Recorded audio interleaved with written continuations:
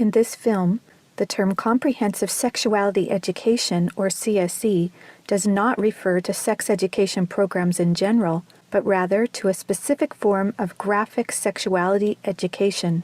CSE is designed to change the sexual and gender norms of society, promotes high-risk sexual behaviors, and encourages even the youngest of children to experiment sexually. For the protection of the viewer, explicit images from CSE texts that will be shown have been blurred out. However, the subject matter is still not appropriate for children.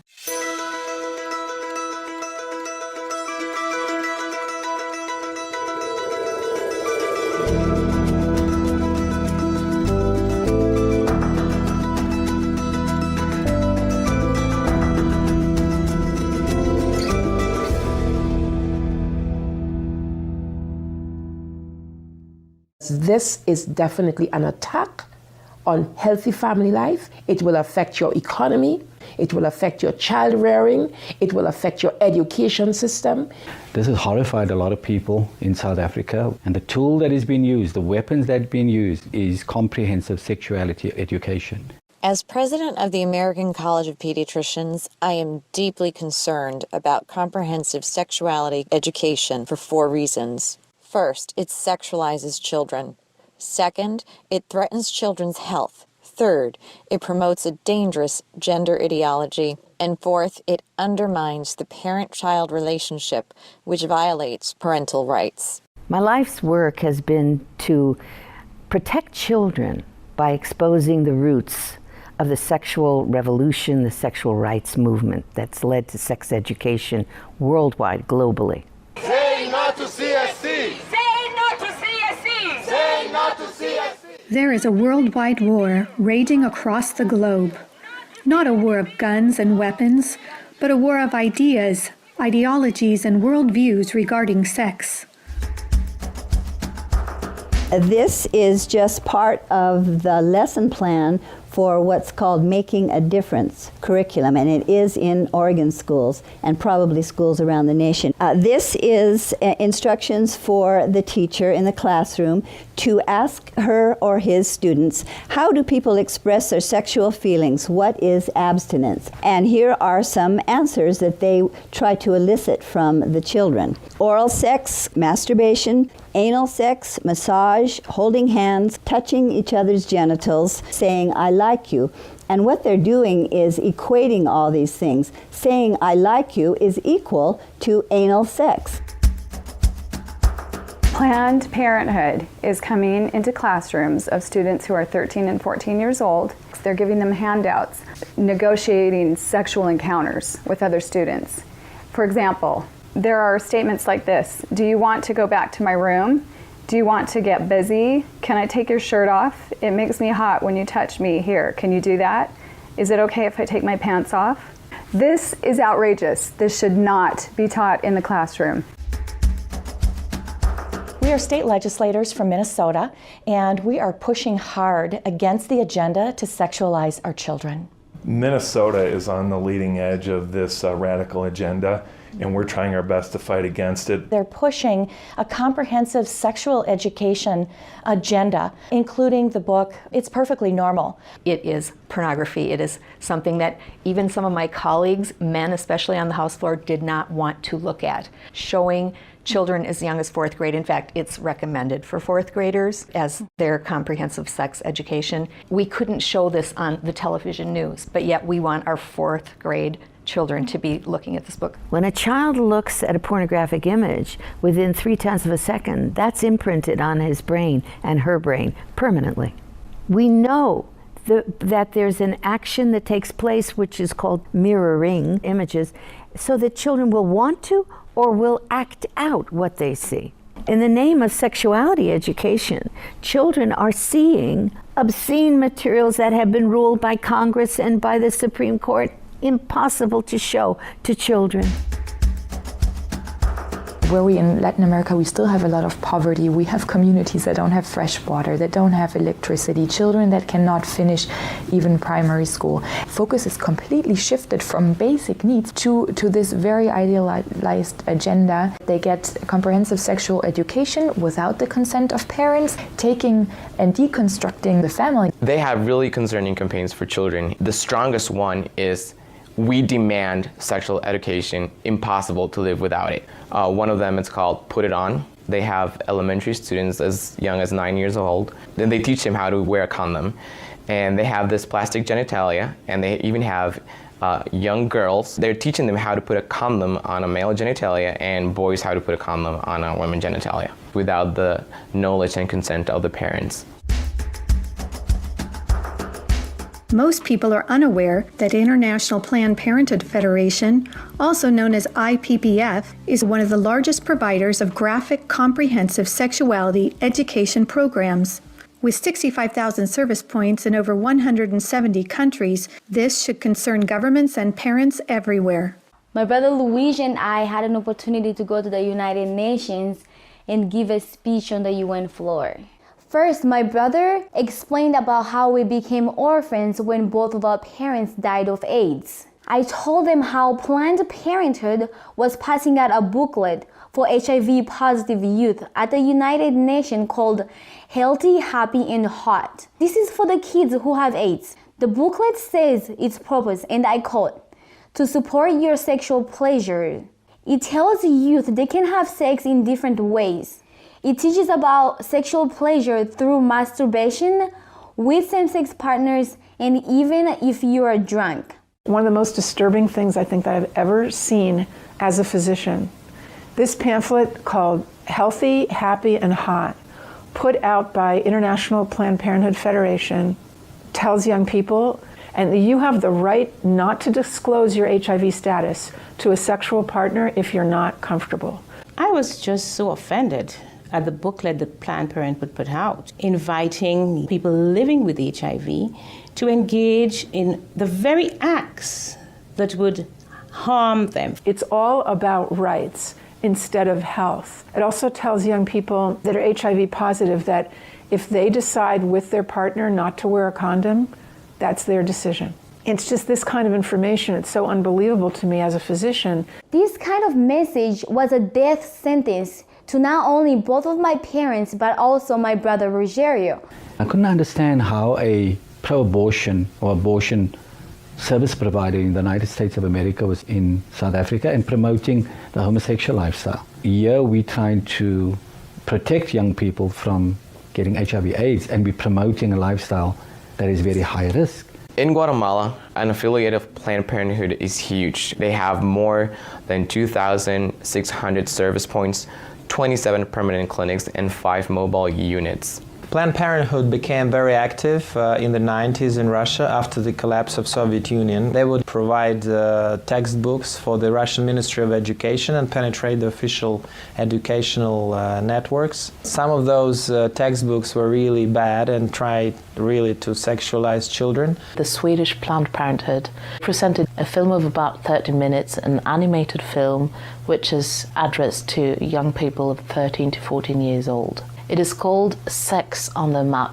In this film, the young people are taught that anything is okay as long as you agree and it feels right for you. International Planned Parenthood Federation, especially in the Latin American region, is omnipresent. Be it at the mission at the United Nations, the person, for example, working on the actual language, drafting the document, is a direct International Planned Parenthood affiliate. We see the same thing in the Mexican government. They're usually the #1 advisor to the mission. They have a direct influence on the outcome documents, on what is established, what is negotiated at the UN. Planned Parenthood is one of the largest organizations in the world pushing sexual health and reproductive rights. What they mean by that is not so much about reproducing. It's not about health care for babies, for mothers who want to have babies. It's trying to prevent the birth of babies. Many of the key players that are advisors to the representatives of various countries, they're actually directly linked to International Planned Parenthood Federation. It's really striking how International Planned Parenthood Federation plays such a big role, and what we just can't put our finger on is how that happened. Margaret Sanger, the founder of Planned Parenthood Federation, she was part of the eugenics movement that she referred to black people as the weeds of society. She believed in this ideology that the weak people in society should be weeded out. They masquerade themselves as an agency here to help Africa plan its population.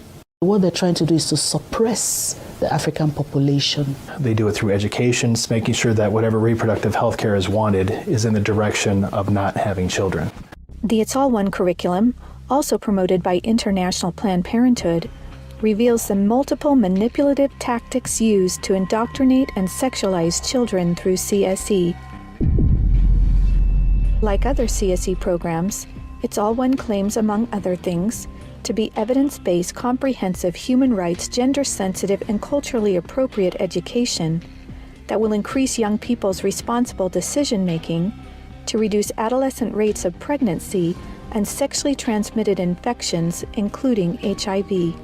It's All One, however, like most CSE programs, is really just cleverly disguised abortion rights, sexual pleasure education, masquerading as human rights, gender, and sexual and reproductive health education.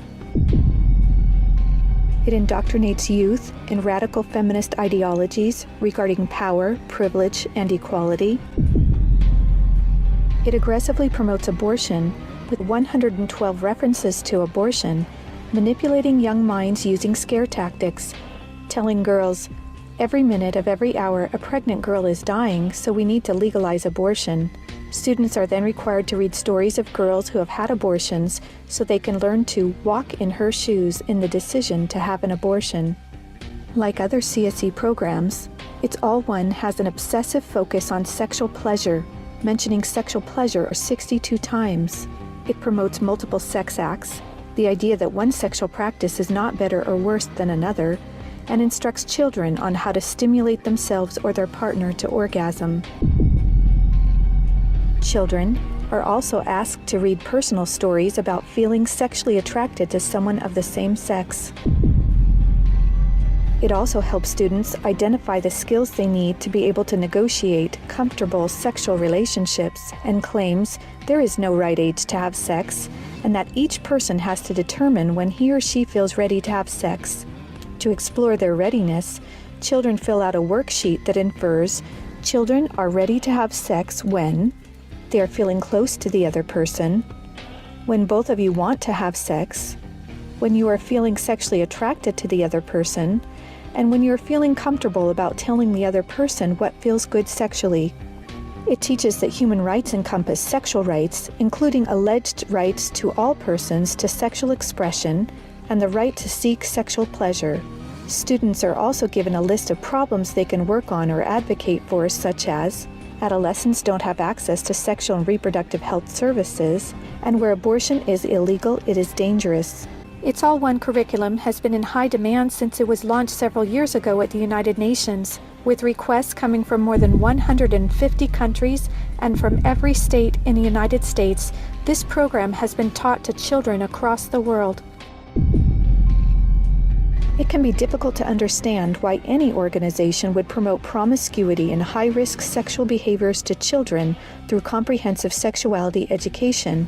However, hooking children on sex is a multi-billion-dollar business for Planned Parenthood and other similar organizations. This is because children, or prospects, once sexualized, become Planned Parenthood customers dependent upon their services, and then are turned into peer advocates or educators, recruiting other young people as peer educators to generate even more customers for Planned Parenthood. Some of the lucrative, youth-friendly services Planned Parenthood and their partners provide include sexual and reproductive health counseling, contraceptive counseling, including emergency contraception, abortion services, sexually transmitted infections, including HIV prevention, treatment, and counseling, and now they even provide transgender hormone services. Planned Parenthood aggressively and quite successfully lobbies governments and the United Nations for millions of dollars annually to fund their multiple services and programs, including CSE. Some of their top executives receive high six-figure salaries, Yet, most governments are completely unaware of their true sexual agenda.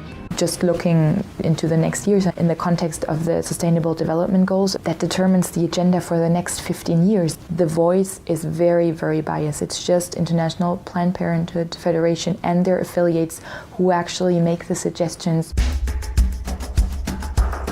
The United Nations is also aggressively pushing CSE for children worldwide. A prime example of this is the International Guidelines on Sexuality Education, published by UNESCO in cooperation with UNFPA. Some of the objectives of the UNESCO Sexuality Education Guidelines include teaching children, among other things, at age 5, that masturbation is not harmful, at age 9, about sexual stimulation and the definition and function of orgasm, at age 12, about respect for different sexual orientations and gender identities, and at age 15, that both men and women can receive sexual pleasure with a partner of the same or opposite sex. When I got to the UN behind closed doors, I was really shocked. Comprehensive sexuality education, which was being pushed at us, really meant encouraging children to experiment sexually. The comprehensive sexuality education is presented as a silver bullet that would solve all the problems. It's seen as the index to economic growth, as a solution to poverty, as a solution to everything. Even more disturbing are the World Health Organization standards for sexuality education in Europe. These standards actually suggest that children ages 0 to 4 should be given information about enjoyment and pleasure when touching one's body parts or masturbation, and given the right to explore their gender identities.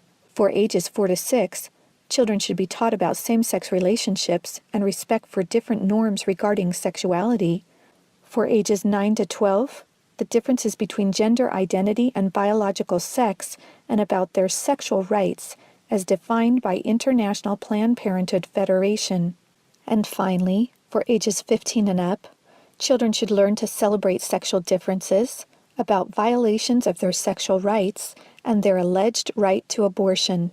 The UN's Children's Agency, UNICEF, also promotes comprehensive sexuality education, and as far back as 1999, UNICEF was also found to be promoting the sexual pleasure agenda.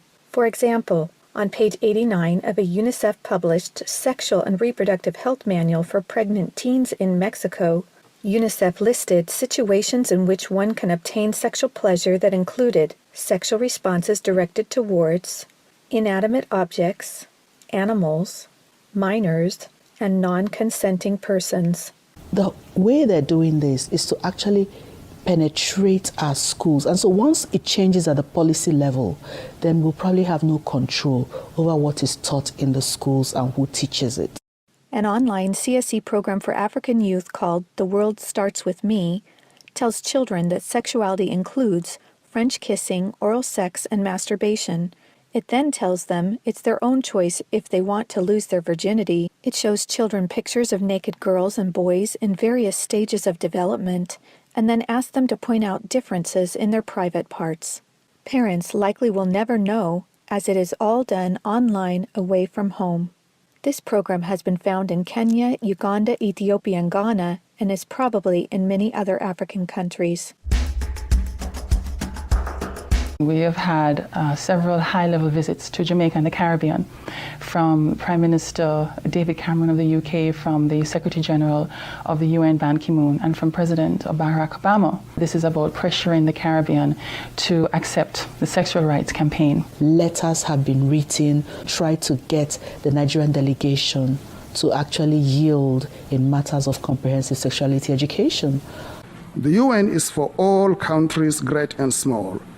As such, it should not be used as a platform to advocate tendencies, ideologies, or ways of life that are at variance with its core principles and mandates. Many times we're cornered by other delegations seeking to impose a radical sexual agenda. We were confronted with a text that was replete with controversial issues, extremely divisive in nature. The Nigerian government was actually told by the Western countries that if they do not give in, that they will be denied foreign aid. Let me express serious concerns regarding UNFPA's attempt to discredit the government of Nauru and its permanent mission to the United Nations during these negotiations. UNFPA has tried to convince my country to change our positions on issues such as reproductive rights and comprehensive sexuality education. Harassing my capital or going through UNFPA's regional office in the Pacific will not change my country's position. Madam Chair, does the UNFPA think it can do this because Nauru is the smallest member state of the United Nations? The interests of organizations like UNFPA and IPPF is to get parents out of the picture and to radicalize and sexualize children. At the UN, if parental rights is being proposed in a document, it's thrown out. A report by the United Nations Special Rapporteur on the Right to Education, issued to the UN General Assembly, claimed that children have a right to comprehensive sexuality education, aimed, among other things, at abolishing guilt feelings about eroticism, and that will teach about the importance of sexual diversity. In comprehensive sexuality education, the approach is to celebrate sexual freedom or sexual license, to celebrate experimenting from a medical perspective. When sexual freedom is the priority, then sexual health is going to suffer. You just can't have it both ways. If a sexual education program is teaching a child or leading a child towards multiple sexual relations, early introduction to sexual intercourse, it is, by the data, a public form of sexual abuse. Out-of-wedlock births are going to skyrocket. They're going to have many more abortions. They're going to have much more STDs. The probability of depressions and anxiety directly out of matters sexual increase very significantly. So our country had a secret visit from the U.S. Special Envoy for LGBT rights, Mr. Randy Berry. He was accompanied by the senior LGBT coordinator for USAID, Mr. Todd Larkin, to try and see what the Jamaican climate was regarding sexual rights and how they could influence change. We were able to notify the public about this visit and to send a very clear message to the U.S. government that Jamaica will not be pressured into changing our values and our culture that protects the family. The Center for Disease Control, in their own research, shared information that 2% of the population of the US are men who have sex with men. And of that 2%, they account for 68% of the HIV infection. And the government of the United States spends $12 billion annually just to take care of that. I actually had to say to them that Jamaica cannot afford to spend that kind of money. One of the handouts that concerns me the most is called the Genderbread Person. They teach that gender is a spectrum, that you can choose to be whatever you want. You could be all female one day and the next day feel like you're neither female or male. Frankly, it's confusing. It's a mental molestation. We're confusing these kids as to what they are. The greatest medical fraud in history is to tell someone that they can change gender. I lived as Laura Jensen for 8 years. I discovered that biologically it is categorically impossible to change a man into a woman. My life was completely torn apart. We have a whole specialty in medicine called gender-specific medicine. Did you know there's male and female kidneys, male and female hearts? If there's a woman who needs a kidney transplant, she will do better with a kidney transplant from a woman, because a kidney from a male, every cell in that kidney is going to have a Y chromosome. When we prescribe medications now, is this patient male or female? Because the reaction to the medication may differ. Leading young children down the path of puberty blockers, cross-sex hormones, and mutilating surgeries places them at a greater risk of developing high blood pressure, stroke, heart attacks, cancer, relationship problems, anxiety, depression, and suicide as adults. There are laws in Oregon where children as young as 15 can get taxpayer-funded sex changes without parental consent. You can't have an aspirin at school without parental consent. However, a student could make these life-altering, permanent decisions without the parental knowledge or consent. The Diagnostic and Statistical Manual of the American Psychiatric Association reports that as many as 98% of boys who are confused about their identity will come to accept their biological sex by the time they are adults, as long as they are not encouraged in their confusion. They're tampering with the core identity of these young people and confusing them. This is the enemy of my children and my grandchildren. And it's digging down into the core of being male and female, of our identity as persons, of our family life, of our children. The Minnesota State High School League created policy in sports which broke down the barriers of what gender identity actually is. They are no longer allowed to tell students you can or you cannot use a particular bathroom. The girls in the school that would actually try sometimes to go into the bathrooms just to get away from a boy, but now that's no longer possible because these boys can follow them right in.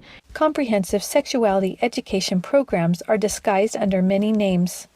They may be called comprehensive sex or sexual education, education on human sexuality, reproductive health education, information on sexual and reproductive health, family life education, teen pregnancy prevention, rape prevention, anti-bullying programs, HIV/AIDS prevention, and sometimes even abstinence or abstinence plus education. CSE programs usually falsely claim to be age-appropriate, evidence-based, healthy sexuality education that will prevent teen pregnancy, sexual abuse, STDs, and HIV. This is to help people, young people, avoid the dangers of HIV/AIDS in South Africa. And they were telling them how they could have non-penetrative sex, oral sex, experimenting. So how is this helping people to avoid HIV/AIDS? This pamphlet, or zine as they call it, is called Dry Humping Saves Lives. This means abstinence. So they suggest that children masturbate or masturbate in front of a mirror or in front of one another. Anal sex, oral sex, grinding, sleeping together, caressing, sexting. They suggest sexting, which would be getting your groove on, fluid-free, and again, this is abstinence to them, so they're actually encouraging sexual experience for children and calling it abstinence. Sexual rights, sexual education movements began with Dr. Alfred C. Kinsey. He was a professor at Indiana University. His book, Sexual Behavior in the Human Male, purported to say that everyone in the world was engaged in massive sexual promiscuity, that it was a global pattern of sexual behavior. Kinsey claimed that the research published in his book proved that children are sexual from birth, that children could engage in sex with no downside, no problem at all. Kinsey actually had pedophiles measure with a stopwatch how many children could achieve what he called orgasms within a 24-hour period. In his book, Kinsey defines orgasm for these children as fainting, as having convulsions, as screaming, as fighting to get away from the partner, what he called the partner.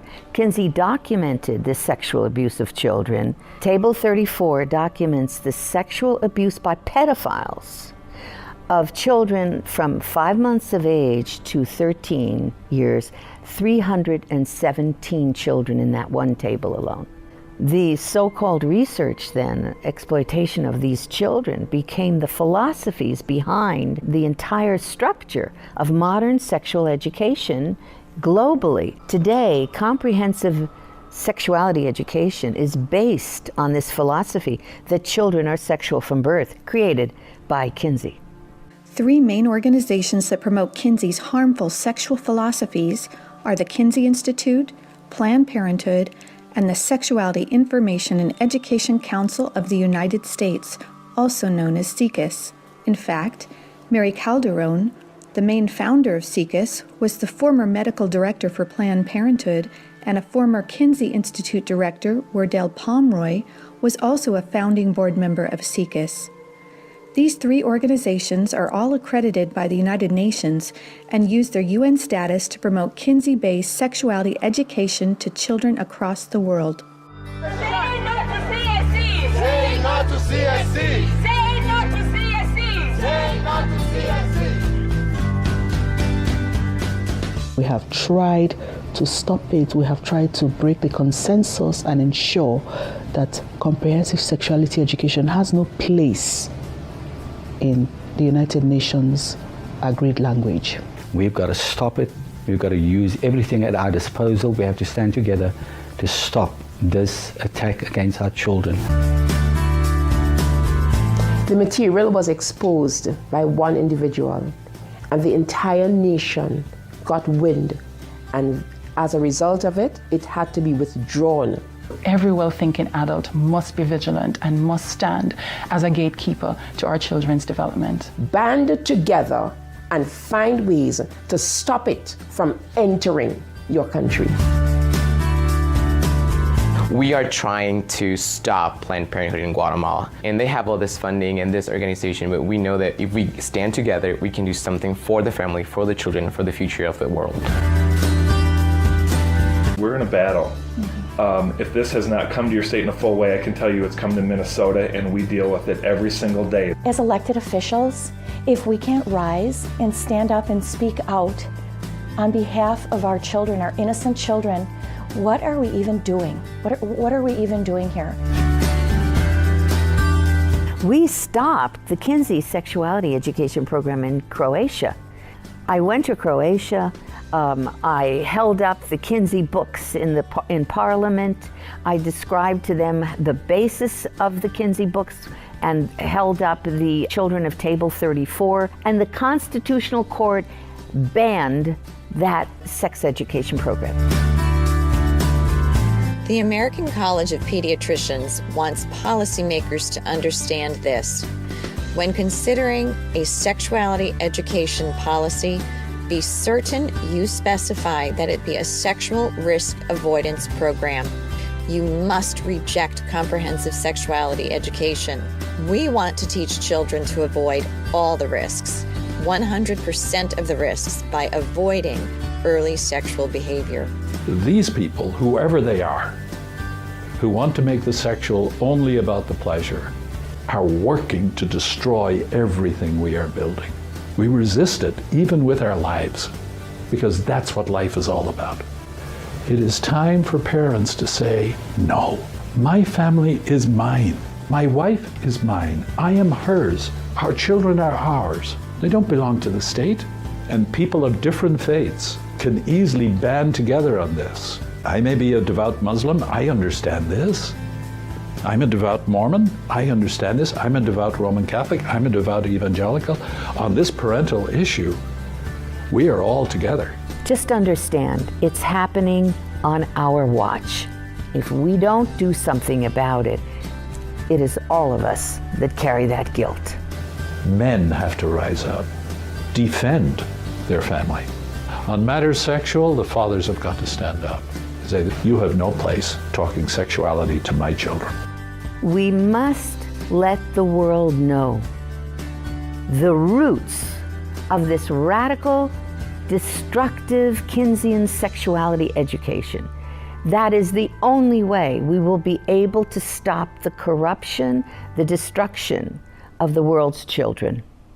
Family Watch International invites good people from all around the world to join us in this worldwide battle to protect the health and innocence of children. To learn more and to sign the petition to stop comprehensive sexuality education, go to stopcsc.org. You can also help by encouraging others to watch the documentary and sign the petition as well. Together, we can and will protect the world's children.